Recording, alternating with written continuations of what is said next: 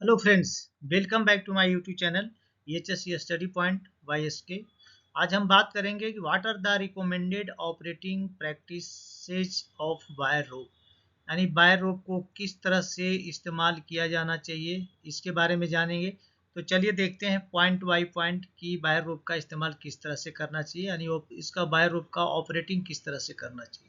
सबसे पहले देखेंगे, ensure that the right side construction of rope is use for the work. तो right size of construction of rope का मतलब है कि जो लोड उठाने वाले हैं उस लोड के आधार पे उसकी साइज क्या होगी और उसके अनुसार परफेक्ट उसको उठाने का इसकी कैपेसिटी बन रही है कि नहीं, उसका ध्यान रखना है। नेक्स्ट है, inspect and lubricant rope regularly according to manufacturer guidelines. तो रोप को टाइम टू टाइम इंस्पेक्ट करना है और साथ में उसको लुब्रिकेट करके रखना है ताकि रोप खराब नहीं हो, रस्टेड नहीं हो। नेवर ओवरलोड द रोप, तो इसको ओवरलोड नहीं करना है, कैपेसिटी जितनी है उस कैपेसिटी के अंदर में ही इसका इस्तेमाल करना है।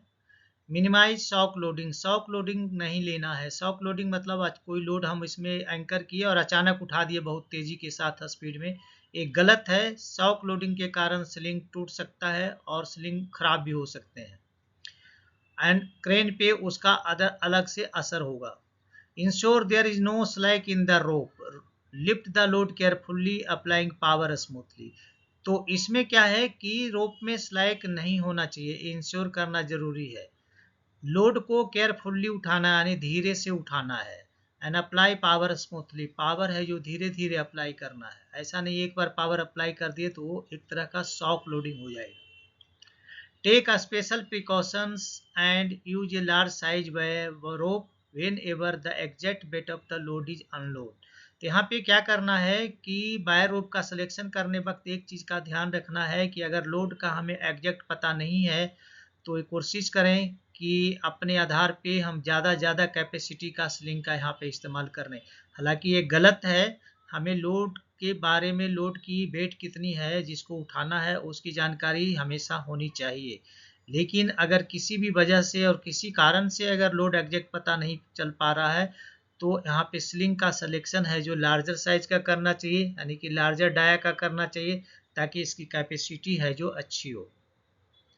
Use softener to protect rope from corner and sharp edge. तो कभी कभी देखते हैं कि लोड को उठाने में कहीं कहीं कॉर्नर, शार्प कॉर्नर बनता है या शार्प एज बनता है। जब हम लोड उठाते तो उस समय शार्प एज से रोप टकराने के कारण या टच आने के कारण, फ्रिक्शन होने के कारण वो धीरे धीरे कट सकता है और वहाँ पे टूटने का डर है, कटने का डर है, तो एक्सीडेंट होने का डर है। तो वहाँ पे सॉफ्टनर लगाना जरूरी है। Avoid dragging rope out from under load over obstacles, load को ड्रैग नहीं करना है चाहे वो कहीं भी फंसा हुआ हो, इसका ध्यान रखना है। कई जगह ऐसा देखा गया कि ड्रैग किया जाता है जो कि गलत है, क्योंकि क्रेन है जो पैरेलल लोड को उठाने के लिए बनाया गया है, वर्टिकल लोड को उठाने के लिए बनाया गया है, ड्रैग करने के लिए नहीं। Do not drop rope from height, अगर हाइट से रोप को नीचे नहीं गिराना है। Store all unused rope in a clean and dry place, जो रोप इस्तेमाल में नहीं है उसको एक क्लीन या ड्राई प्लेस पे स्टोर करें। Never use by rope that has been cut, kinked और क्रस्ट, तो वैसे स्लिंग का इस्तेमाल नहीं करना है जो ऑलरेडी उसमें कट दिख रहा है या किंक है या क्रस्ट है। क्रस्ट मतलब दबा हुआ, किंक मतलब मुड़ा हुआ है। Ensure that rope ends are properly seized, rope का जो इंड है वो प्रॉपरली सीज किया हुआ है बुलडॉग क्लैम्प से, इसका ध्यान रखना है। अगर कहीं उस तरह का स्लिंग का इस्तेमाल कर रहे हैं या जरूरत पड़ रही है तो, ऐसे हम यहाँ पे बाय रोप स्लिंग का इस्तेमाल करते तो उसमें सारी फैसिलिटी होती है, लेकिन किसी वजह से ओनली रोप का इस्तेमाल कर रहे हैं तो उसका जो डेड इंड होना चाहिए वो प्रॉपरली सीज होना चाहिए। ऑलवेज यूज थिम्बल इन आई फिटिंग, तो स्लिंग का जो आई फिटिंग होता है उसमें थिम्बल का होना जरूरी है, उसी का इस्तेमाल करना चाहिए। जिससे क्या होता है वहाँ पे क्रश होने की वहाँ पे फ्रिक्शन होने की संभावना कम रहती है और घिसने का डर नहीं होता।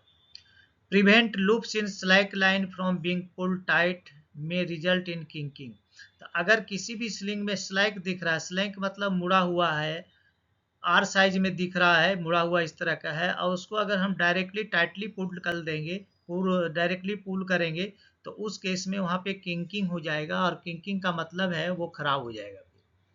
Once a by rope is kinked, damage is permanent, replace it, तो वायर रोप में अगर किंक हो गया है तो समझ लो कि वो डैमेज हो गया है, उसको रिप्लेस करना जरूरी है। Ensure that drums and ships are right diameter for that. तो जो जिस ड्रम पे रोप रैपिंग होता है तो उसका साइज और शिप का साइज और रोप का साइज क्या होना चाहिए, राइट डायमीटर का होना चाहिए, जाती उससे प्रॉपर्ली उस पर फिट हो। Sieve with crack or broken rims and worn and damaged bearing must be replaced। तो अगर सिर्फ जो है सिर्फ जिसपे कि बायर रोप या उसके जो रिम है जिसपे कि बायर रोप राइपिंग होता है, अगर उसमें क्रैक दिख रहा है या ब्रोकन है तो उस केस में उसे तुरंत ही रिप्लेस कर दें। Ensure that rope spool properly on the drum.